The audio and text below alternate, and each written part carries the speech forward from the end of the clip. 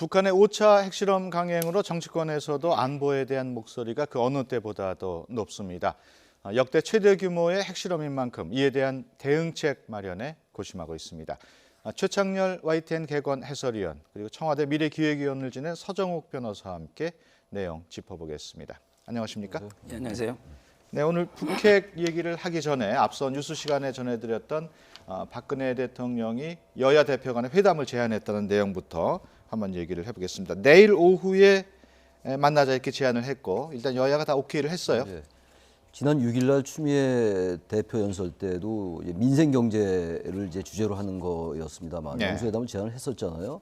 근데 내일 여야 회동은 뭐 민생 경제 얘기도 나올 수가 있겠습니다만 네. 최근에 지금 말씀하신 것처럼 북한의 5차 핵실험 이후에 위중해지는 한반도 상황에 대한 뭐 그러한 것들을 여야 대표들과 같이 초당적 협조를 부탁하는 뭐 이러한 자리가 되지 않겠는가 보여지고 네. 아마 사드 배치에 대한 문제도 나오지 않을까 그런 제안도 나올 것 같아요. 물론 지금 국민의당은 사드 배치를 반대하고 있고 더불어민주당은 좀 신중한 입장이잖아요. 네. 이런 부분들에 대해서 뭔가 어떤 정치적이고 정략적인 차원을 넘어서 뭐 초당적인 협조를 해달라 이런 말씀을 하려고 여야 대표를 초청하는 것이 아닌가 이렇게 보여집니다. 네. 그 서 변호사께서는 어떻게 전망을 하십니까?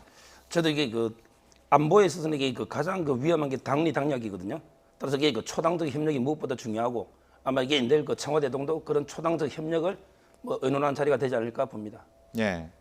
그 지금 북한의 5차 핵실험과 관련해서 지금 소위 안보 강경파라고 하는 인사들이 강력한 대응책을 내놓고 있습니다. 주로 여권이 중심이 되고 있는데요. 예. 이런 의도를 어떻게 봐야 될까요? 그래서 지금 이제 여권 인사들이 핵에 대해서 우리도 핵을 보유해야 된다 이런 주장들을 하는 것 같습니다. 일부에서 예. 지금 이제 원유철 의원도 핵을 보유해야 된다 이런 주장을 폈고 예. 홍문종 의원은 뭐 선제 공격까지 이제 거론하고 나섰어요. 예. 지금 그래픽으로 예, 나가고 있습니다. 나오고 있군요. 그리고 예. 김문수 전 경기도지사는 역시 핵을 보유해야 된다 이런 입장입니다. 그래서 원유철 의원과 김문수 전 지사는 핵을 보유해야 된다. 우리가 이 북한의 핵에 대처하기 위한 방법으로 이제 그것을 제안한 거죠.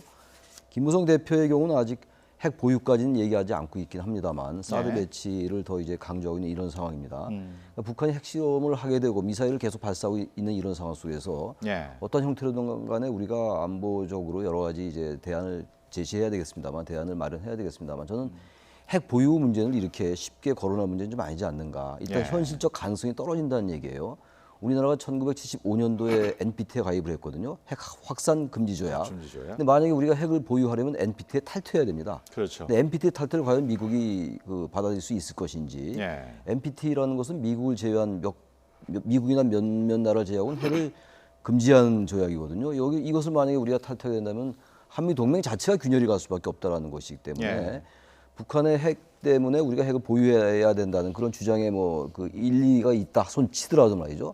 현실적으로 가능성이 대단히 떨어지는 것이고 또 하나는 북한이 핵을 가지고 있고 우리가 만약 핵을 보유한다면 이제 한 번은 완전히 핵으로 무장한 이제 지역이 되는 거거든요.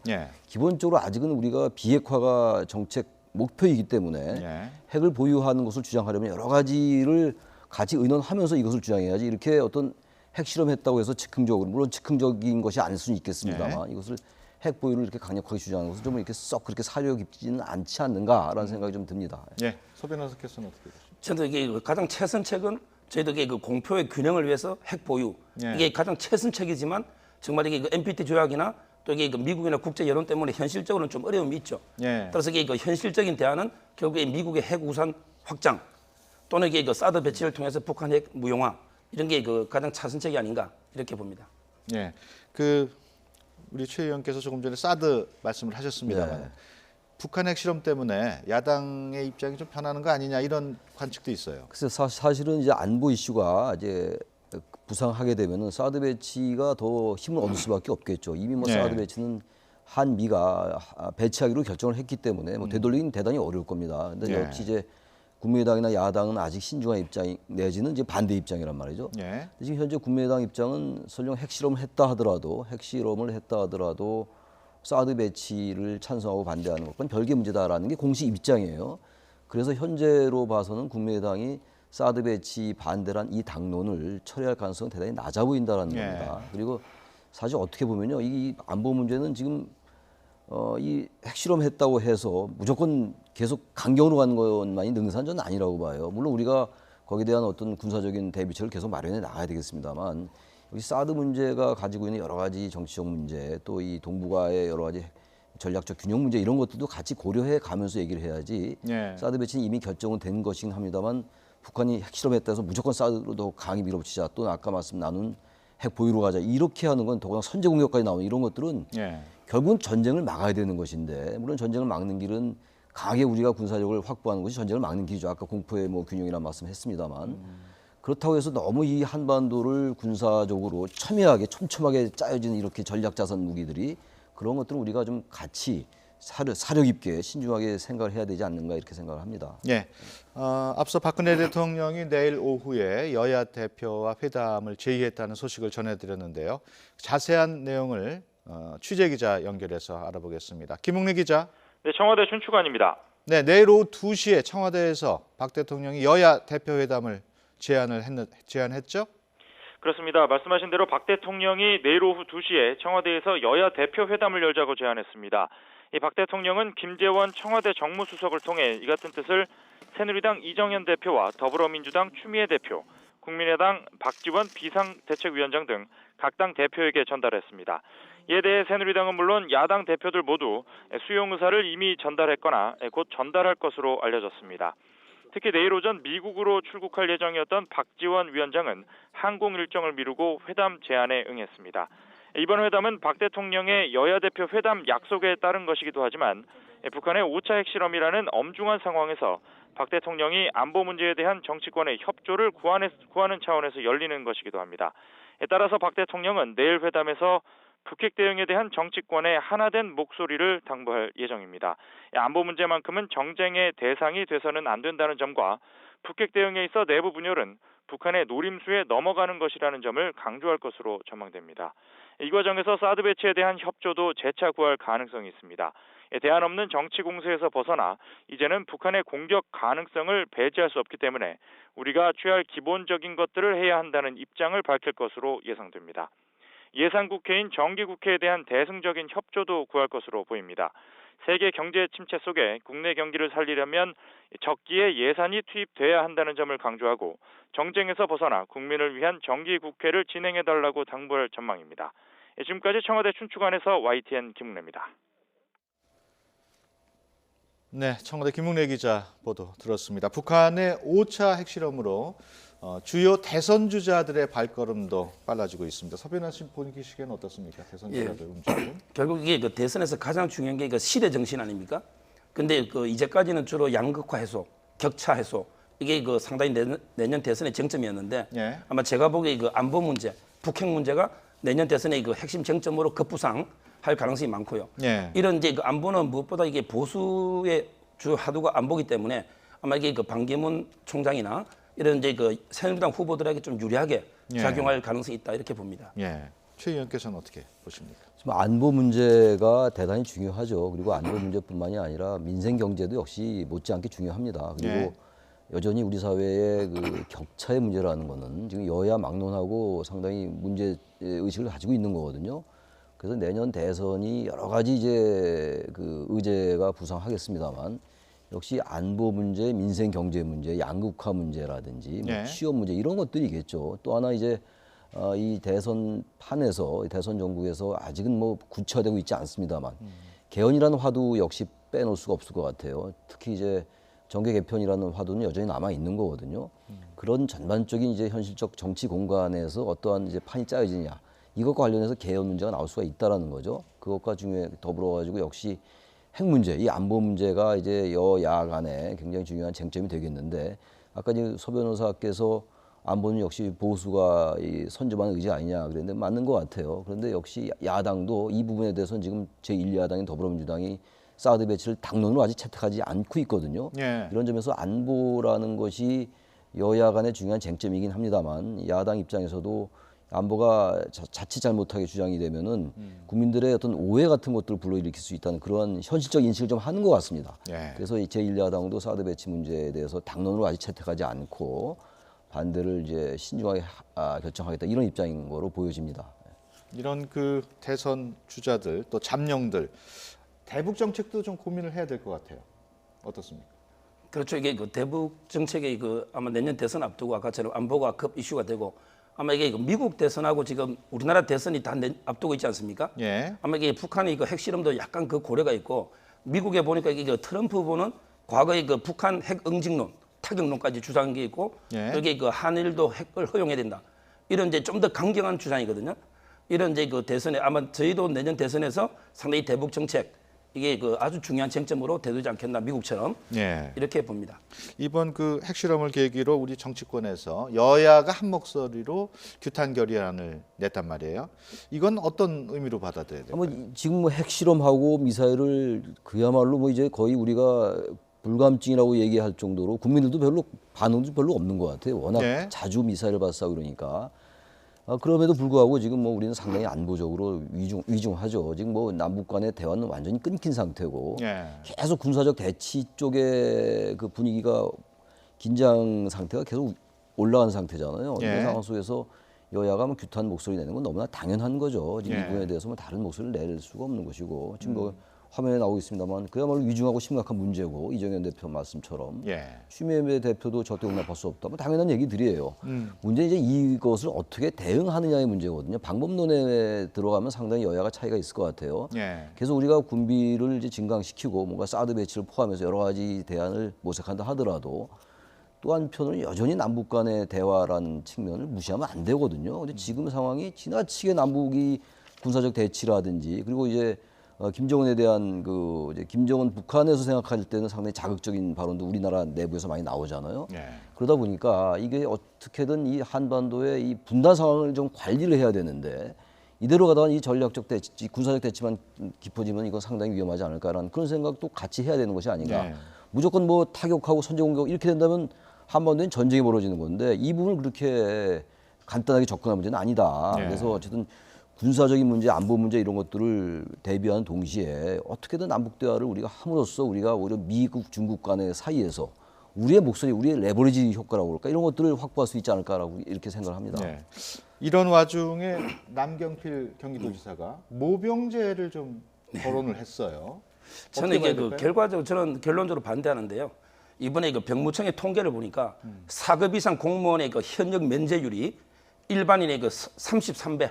예. 그럼 이게 모병제가 되면 과연 이게 그 정말 그 지도층의 자제들이 오겠습니까? 실제 그 노블리스 오블리주로 이게 해가지고 올 사람 저는 많지 않다 보거든요. 그래서 이게 결국은 어떤 게 모병제가 되면 군대의 질이 강화되는 게 아니고 정말 이게 그 돈이 없고 오히려 이런 힘든 어려운 계층이 오기 때문에 옛날에 간다고 또. 유승민 의원도 이게 그 정의에 반한다고 했지만 예. 저도 이게 그런 생각이 듭니다. 예. 최 의원께서도 동의하십니까? 저도 뭐 일정 부분 동의를 합니다. 지금 모병제 문제는 중장기적으로는 우리가 사회적 어떤 합의의 대상으로 삼아야 될 의제임이 틀림없습니다. 예. 그럼에도 불구하고 지금 갑자기 모병제를 들고 나오는 거는 물론 그 자체 남경필 지사가 나름 소신을 가지고 있겠습니다만 지금 이 모병제라는 것이 굉장히 커다란 거대 담론이거든요. 우리나라의 그 국방이 국민의 의무인데 이 틀을 바꾸는 거거든요. 그 돈을 이제 받는 사람이 직업군인 제도란 말이죠. 그러니까 징집제와는 아주 다른 거라서 예. 사회적으로 상당히 많은 논의를 필요하는 것이고 지금 뭐 흑수저 말씀도 나눴습니다만 노블리스 오블리주와 이 모병제와는 좀 약간 거리가 있는 것 같아요. 이 모병제를 채택하는 것이 노블리스 오블리주다라는 것은 좀 논리의 비약이라고 보여지고 예. 모병제가 갖는 장점이 많이 있습니다. 그리고 우리 현재 징집제가 갖는 또 단점도 많이 있고 그래서 전 충분히 논의할 대상이라고는 보여지긴 합니다만 예. 지금 이 시점에서는 아직은 좀 시기상조 아닌가라고 보여지고 글쎄 뭐 남경필 지사의 속내는 알 수 없겠습니다만 대선 주자로서 어떤 의제를 선점하려 하는 것이 아닌가. 물론 의제 선점이 꼭 나쁜 것만은 아니에요. 의제 네. 선점하면서 어떤 그 사회적인 여러 가지 논의를 끌어올리는 건 좋긴 좋겠습니다만 네. 모병제로 해가지고 어떤 그 아젠다라고 그러죠. 이 의제를 지나치게 선점해서 뭔가 대선 주자로서의 어떤 정체성 확립 이런 쪽도 전혀 없지는 않는 게 아닌가라고 네. 보여져서 조금 더 신중할 필요가 있다고 생각을 합니다. 서변학께서도 지적을 하셨습니다만 유승민 의원은 예. 일단 반대 의사를 표명을 했어요. 유승민 의원은 뭐 정의롭지 못한 발상이다라고 네. 얘기했는데 아마 그게 이제 이 모병제라는 게 어쨌든 이게 안보 국방에 관련된 부분인데 이것을 이제 사회 경제적 측면에서 접근하는 거겠죠. 예. 흑수저들만 가는 게 아니냐 이런 얘기인데 그러니까 이 모병제라는 건 꼭 사회 경제적인 측면도 중요하고 우리의 국방력, 우리의 군사력이 과연 얼마나 더 강화될 것이냐 아니면 더 약화될 것인가의 측면도 굉장히 중요한 거거든요. 예. 또 저야 뭐 군사 전문가가 아닙니다만 적어도 우리가 북한에 대해서 이러한 상황을 관리하려면 최소한도 지상군이 30만이 있어야 된다고 얘기하는 건데 지금 과연 모병제로 30만이 충원될 수 있을까라는 것도 우리가 아주 충분히 도상에서 정확히 판단해봐야 되는 거거든요. 그래서 여러 가지 측면이 같이 고려돼야지 너무 한 측면에서만 이 모병제로 접근하면 되지 않겠다라는 생각을 합니다. 알겠습니다. 더민주 추미애 대표 움직임이 관심을 끌고 있습니다. 최근에는 김부겸 의원하고 또 안희정 충남지사를 만나서 두 분이 희망이다 뭐 이런 얘기도 하고 또 뭐 김민석 대표 또 만나기도 했는데 이런 행보 어떻게 보십니까? 저는 이게 그 외연 확대 통합 차원에서는 이게 그 긍정적으로 보는데 그런데 최근에 그 전두환 대통령 예방 계획은 역풍을 맞지 않습니까? 따라서 이게 그 외연 확대하더라도 저는 한계가 있고 만약에 새누리당이 외연 확대를 위해서 통진당의 이석기를 만난다. 이건 말이 안 되잖아요. 따라서 이게 그 전두환 전 대통령에 대해서는 오직 이 국민 그중에 광주 시민만이 용서할 수 있고 할 수 있는데 추미애 대표가 전두환 대통령의 피해자는 아니잖아요. 따라서 이게 저는 DJ의 지팡이, 화해 지팡이하고는 좀 차원이 틀리다 봅니다. 그 김종필 전 총리도 만날 예정이라고 그래요? 김종필 총리 만나는 거는 뭐 저는 큰 문제가 없다고 생각을 해요. 지금 현재 지난번에 이정현 대표가 호남에서 뭐 상당히 표를 얻어오겠다 다음 대선에서 이런 얘기를 했잖아요. 그래서 대체로 이제 뭐 정치공학적인 분석이긴 합니다만 호남과 충청과 영남의 어떤 지역적인 결합을 의식하는 것이 아닌가 대선 전략으로서 이런 이제 분석도 일부 있는 거거든요. 그렇다면 뭐 저기 추미애 대표와 김종필 총리를 만나는 거는 전혀 뭐 비판받을 일은 아닌 거죠. 뭐 통합 차원도 되는 것이고. 그런데 중요한 건 이제 아까 전두환 대통령 말씀하셨는데 그 부분은 저는 뭐 서 변호사와 아주 100% 공감을 합니다. 근데 중요한 건 일단 추미애 대표가 안희정 지사 만나고 김부겸 의원 만나고 이런 거는 지금 당내 지나치게 친문이 지금 이 주류를 장악하고 있다 이런 생각들을 하고 있는 상황 속에서 어떤 당의 대선 주자군들을 좀 다양화시키고 또 역동성을 확보하려 하는 것이라서 그런 것들도 뭐 당 대표로서 지나치게 이제 추미애 대표가 너무 강성으로 할 것이 아닌가라는 그런 우려가 없지 않아 있었거든요. 사드 배치 당론도 신중하게 하겠다라는 것이고 이런 부분들도 아직은 추미애 대표가 상당히 적절하게 행보를 하고 있는 것이 아닌가 이렇게 생각을 합니다. 추 대표는 그 전두환 대통령 눈을 보고 후회하고 있는지 뭐 뉘추고 있는지 알고 싶다 뭐 이런 얘기도 했어요. 그 홍준표 지사 실형 선고를 받았습니다. 그 주민 소환 투표까지 뭐 거론되고 있는데 어떻게 보십니까? 저는 이게 그 홍준표 지사의 말을 두 가지로 나눠봐야 된다 봅니다. 뭐냐면 이게 그 법원을 비판한 거 있잖아요. 판결에 대해서 노상 강도를 당한 기분이다. 또는 이게 5공식 정치 재판이다. 이거는 저는 아주 이게 부적절한 비판이고 아전 인수격의 해석이라 보고요. 다만 이게 그 홍준표 지사 말 중에 귀담아 들을 만한 거는 우리가 그 옛날에 그 성완종 리스트 중에 예를 들어 친박 핵심들도 많았거든요. 뭐 허태열, 뭐 서병수 많았잖아요. 근데 그분들은 전부 빠지고 지금 이게 결국은 두 분 홍준표 지사에게 그 처벌됐기 때문에 어떤 이게 그 친박 핵심들에 대해서 검찰 수사가 면접으로 간 거. 이거는 이제 이거 한번 경청해 볼 만하고 법원 비판은 잘못된 것이다 이렇게 봅니다. 홍 지사가 그 저승에 간 그 성완종 지사한테 한번 물어보겠다 전 회장한테 자기가 그런 발언은 어떻게 봐야 되나요? 저는 뭐 그런 발언도 뭐 정치적 발언이라고 생각을 합니다. 홍준표 지사는 자신이 이제 대선 주자로서 뭔가 행보를 하려 했던 것인데 일단 뭐 상당히 걸림돌을 작용할 수밖에 없잖아요. 물론 이 법원의 최종 판단은 나오지 않았습니다만 지금 말씀처럼 이 부분을 너무 이렇게 자신의 입장에서 얘기하는 것은 적절치 않다. 일단 사법부의 판단을 존중하는 자세가 중요하다고 보여지고 최종 판단이 어떻게 나올지 모르겠습니다만 적어도 국민들은 성완종 리스트에 있는 여러 부분들을 일단 뭐 지난번에 이완구 전 총리도 유죄로 판정이 났었잖아요. 그러니까 뭐 최종 봐야지 알겠습니다만 이렇게 유죄 판정 나고 나서 이런 식의 발언을 한다는 거는 오히려 역풍을 맞을 수도 있다. 그리고 그 진실이 뭔지 모르겠으나 이렇게 법원의 판단을 이렇게 뭐 너무 이렇게 폄하하는 듯한 이런 발언은 저는 적절치 못하다고 보고 그리고 특히 이제 제가 아까 말씀하신 게 중요한 것 같아요. 이번에 2월에 야당에서 지금 8명이 그때 성완종 리스트에 적혀 있었어요. 근데 2분만 지금 기소가 됐잖아요. 6명에 대해서 이제 기소가 안 됐는데 물론 공소시효가 지난 경우도 있고 그때 이제 일단 그 홍준표 지사의 판결을 보고하자라는 게 검찰의 입장이었거든요. 그래서 이 부분이 여전히 대선 자금과 관련돼 있기 때문에 검찰이 뭔가 이른바 친박 인사들에 대해서는 검찰이 기소를 안 하는 게 아니냐 이런 이제 한간의 우려가 있단 말이죠. 그래서 이런 부분들을 검찰이 좀 공정하게 판단할 필요가 있다고 보여지고 이 부분은 언제든지 다시 대선 쟁점으로도 좀 부상할 수 있다고 생각합니다. 알겠습니다. 지금까지 최창렬 YTN 개건 해설위원 그리고 청와대 미래 기획위원을 지낸 서정욱 변호사와 함께 얘기 나눴습니다. 오늘 두 분 말씀 고맙습니다. 예, 감사합니다. 감사합니다.